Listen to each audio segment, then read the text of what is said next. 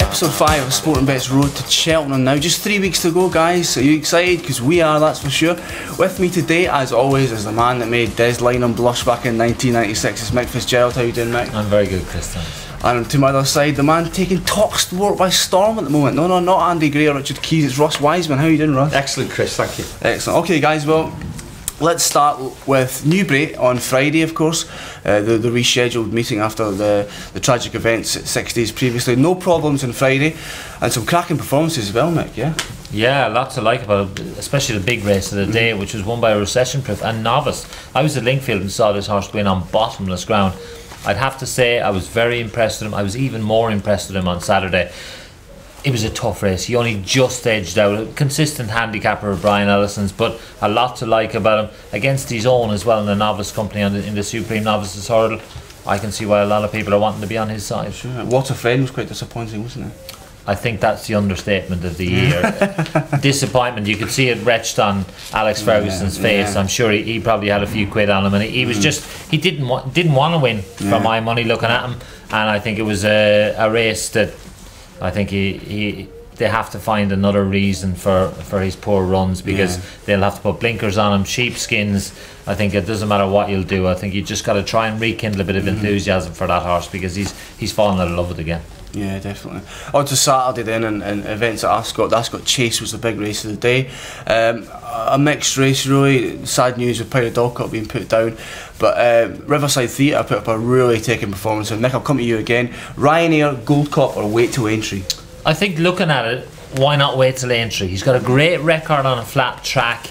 Disappointed when he ran in the Arkle. It all happened a bit quick for him in that race. So, you know, maybe wait for entry. If it was my decision, I'd take a punt and I'd wait for entry. I think the track will really play to his strengths. And 3 Mile, I think that'll play to his strengths as well. Nice one. Ross, what price is Riverside Theatre and the Ryanair? Well, we were quite impressed with that, Chris, after saying. I mean, it did look as though it would get the trip. The flat track situation, I definitely agree with Mick on that. But we're 6-1 at the moment. No. Sporting bet with for Riverside Theatre, and Poquelin is the favourite in that market. I was at Paul Nichols's yard on Monday for the media day there. He was quite sweet on Poquelin, but Riverside Theatre certainly a strong chance if he takes place in the race. Yeah. King Mill Hurdle, of course, was another big race on Saturday. Mill Chief just getting the better of Celestial Halo. Personally, I was delighted to see Celestial Halo come back to form. I love that horse. Mick, you mentioned before you're only a massive fan of Mill Chief with regard to his hopes for the Champion Hurdle. Did Saturday change your mind?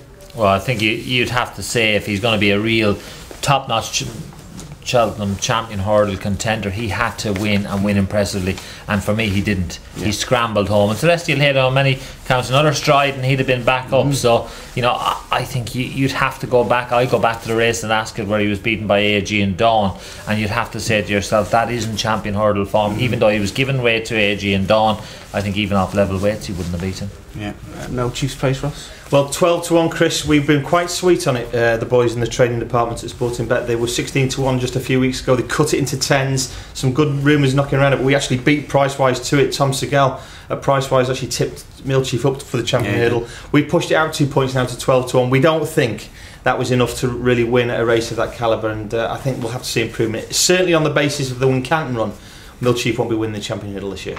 Let's talk about Dunguib then. These guys are really keen on Dunguib for the Champion Hurdle. Personally, I'm not, but he bounced back to form on Saturday with a decent win in the Red Mills at Gowran Park. Mick, you're a big fan.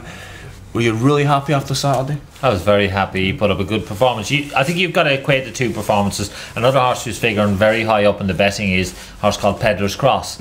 You'd have to say, looking at him at Kelso, were you impressed with him? And you'd have to say, well, no, I wasn't. It was a workman-like performance. It was similar with Dunguib. First time we've seen him on the track for a while. He's a horse I really like. I think the way the race will pan out will really suit him. And I think he's the value bet in the race, especially now with no non-runner, no bet as well with sportingbet.com. I think you've got to take that into account.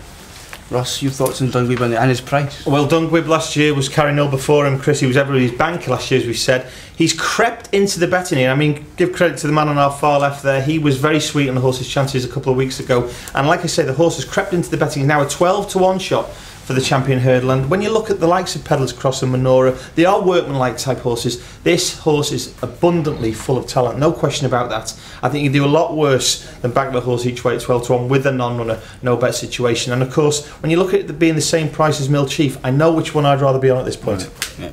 Let's look ahead then to Saturday. Getting really near Cheltenham now, and Cheltenham clues beginning to evaporate, but it's Racing Post Chase Day at Kempton, of course, one of the best days of the jumping calendar. Let's look at the big race itself, guys.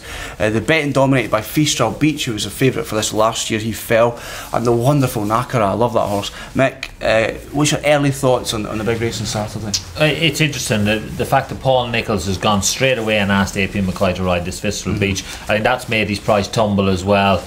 AP will really suit this horse. The only thing you'd say about him is he's climbed up in the weights having not won Feastral Beach. That would be my only concern. Nakarat, on the other hand, Tom George's horse is very much out of form, and I think that would be a real concern if you fancy him. He loves Kempton Nakarat, and you know, for that reason you say, well, horses for courses, he's won the race previously, he's gone up a little bit in the weights, but you'll get a good run out of your money if you back him. But the worry would be Tom George is stable out of form. Sure. Ross, what price can I get Nakarat at? Well, this is just a wildly competitive race, Chris, but Nakarat a 6 to 1 chance clearly loves and adores Kempton. You can see the latest prices on Sportingbet.com now on the bottom of your screen, and you look at the kind of race we've got as we speak right now. Feastral Beach, I know Nicholls was very sweet on this at his open day on Monday. He wheeled the horse out in amongst the big guns, in amongst the Corto Stars and the Demons, and said it would take its chance on Saturday and have a real squeak. But 11 to 2 the favourite, that gives you an idea of how tough this is going to be. I do like both of the Hobbs horses, mostly Bob and Cans, 7 to 1 and 8 to 1, and backbench Shifran King at 9 to 1. But it is so competitive. Even if you look at the likes of Crescent Island, who came back from that long layoff in Greystyle, I think recently at Chepstow, I think, wasn't it, Mick? That's in there at 20 to 1. It is tough, this race, very difficult to win, but I agree with you in a way, Chris. Nakarat, he just loves Kempton so much. He'll make them go a gallop, no doubt about it. Absolutely. Congratulations to you actually for putting up recession proof in the Total Sport a couple of weeks ago on this programme. You throw enough darts, you hit one eventually. Listen to this, man. Let's leave the tip into Mick here. So this is regular weekly look ahead to the festival. We've looked at some of the key races so far. Last week you put up Oscar Whiskey in the World Hurdle. A few of you have been emailing me in saying that's a really shrewd selection there. You understand the logic there. Let's look at our race actually, the Sportingbet.com Queen Mother Champion Chase this week, Mick. Big Zeb, masterminded, or someone else? Well, it's funny.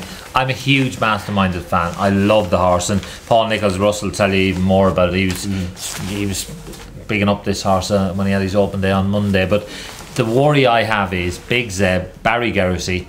He's ridden the horse, rides him all the time, won the race on him last year, and he equates this horse similar to Moscow Flyer. Now, Barry Geraghty knows what a good horse feels like, and he says that Big Zeb is up there with Moscow Flyer. If he says that, it's good enough for me, but I still can't desert Masterminded, hard as I try. Even no matter what Barry says about this horse, I love Masterminded, and I think we haven't seen the best of him this season, and I'm hoping we'll see the best of him in the Sportingbet.com Champion Chase. Ross, odds? Well, as I said again, odds on the bottom of the screen, current odds at sportingbet.com, but right now Masterminded 5 to 2. I've got to give credit to our odds compilers here, our traders, because they really have set out to get Masterminded in the book this year. We've tried to keep Big Zeb on side, and just to back Mick up there, I think the feeling is that this is just a super talented and certainly the best of the 2 mile chasers in Ireland at the moment. That's a 3 to 1 chance. Summersby 6 to 1. We still don't know for sure whether that will take its chance, and Wolcombe Folly in there 8 to 1. The one thing I will tell everybody is that Nicholls, no question about it, if you heard him talk about Masterminded and Wolcombe Folly on Monday at his media open day, there's no question that Masterminded is the favourite horse there. He says Wolcombe Folly has surprised him. It's the most improved horse in the yard, and I don't think really on the basis of his comments we can really think that Wolcombe Folly will be winning this race. But Masterminded for me, it's one to take on. I admire the policy our risk team have taken, and the reason is when it comes off the bridle you just wonder when it starts jumping right. I keep hearing his excuses about breathing and maybe rib problems. You're not going to win the Queen Mother on the bridle. I think Big Zeb's the one to be on each way at the moment, 3 to 1. I can't see it being out the first 3. Yeah, it's got to be great. 3 weeks a day, the Sportingbet.com Queen Mother Champion Chase. We'll leave it there, guys. Thanks for your thoughts today, much appreciated. We're back again next week. We're looking ahead to the Racing Post Chase, looking back to the Racing Post Chase rather, and we'll leave you with, as always, Mick's festival tips so far. Ciao.